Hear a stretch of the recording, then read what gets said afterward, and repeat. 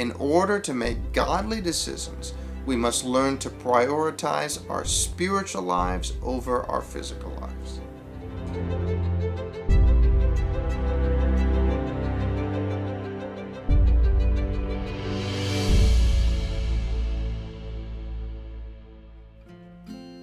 In June of 1944, Dwight Eisenhower had to decide whether to delay or launch the D-Day invasion of Europe.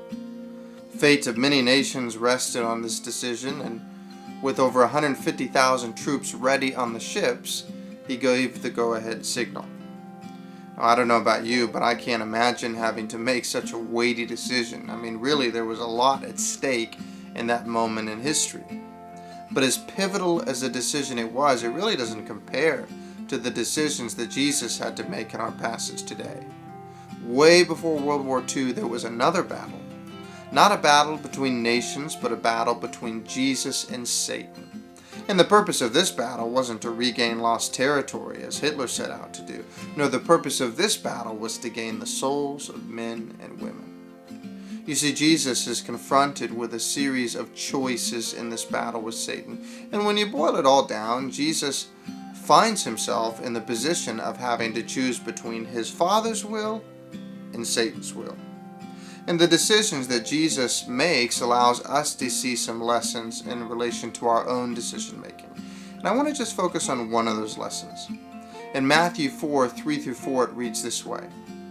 And the tempter came and said to him, "If you are the Son of God, command these stones to become loaves of bread." But he answered, "It is written, man shall not live by bread alone, but by every word that comes from the mouth of God." So in order to make godly decisions, here's the lesson. We need to learn to prioritize our spiritual lives over our physical lives. So Satan comes to Jesus to tempt him.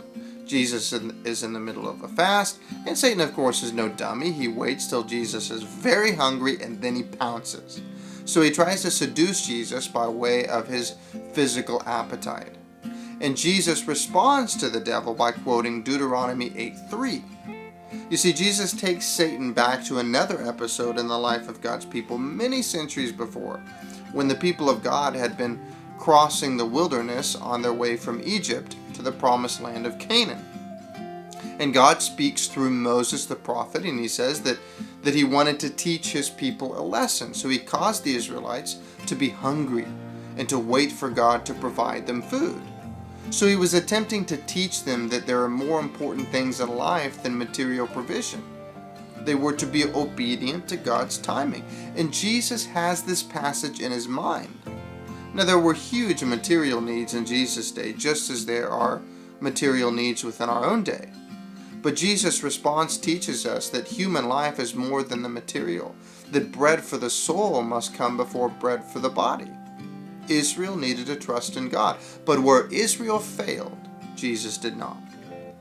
It was clear to Jesus that if he had used his power and turned the stones into bread, that would have been an act of disobedience, because Jesus the Messiah was to endure this time of suffering. He was to depend upon his Father.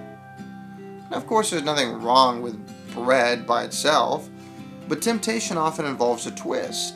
Doing the right thing in the wrong way, or doing the right thing at the wrong time. So Jesus had made a commitment to fast, and the temptation was to put the bread before obedience to God.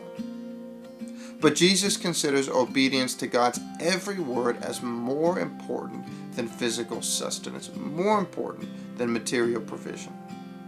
And for you and I today, we need to reflect on Jesus' teaching. Animals live on bread alone. Their life is fully sustained by physical nourishment. But it is the devil's lie about us that we can live on bread alone. We can't. But many today, they live this. They live life almost like the superior animal, focused on material needs, thinking about the physical life as though this is all there is. And a question that is worth asking this morning is are we living as animals today? Are we choosing our physical lives or material needs over obedience to God? A day is going to come in which we all will meet God, and we will discover sooner or later that we are more than an animal. So one of the lessons Jesus teaches us about making decisions is this: in order to make godly decisions, we must learn to prioritize our spiritual lives over our physical lives. Well, thank you so much. God bless you in the way.